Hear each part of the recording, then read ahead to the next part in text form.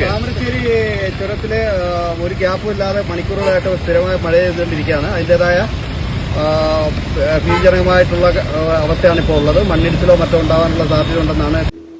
14 ജില്ലയിൽ നല്ല റെയിൻ ഉണ്ട് കേട്ടോ. കാരണം നല്ലോണം റെയിൻ പെയ്യുന്നുണ്ട്. അപ്പോൾ എന്താ കാട്ടണ്ട്, പുരക്കിരിക്കുക. അല്ലാണ്ട് ഊട്ടി പോകണോ, മൈസൂർ പോകണോ, കൊടൈക്കനാൽ പോകണം എന്ന് പറഞ്ഞിട്ട് നടന്നതിനുണ്ടല്ല, കാര്യം നടക്കൂല, സീനാ. കാരണം സ്കൂളെല്ലാം ലീവാ.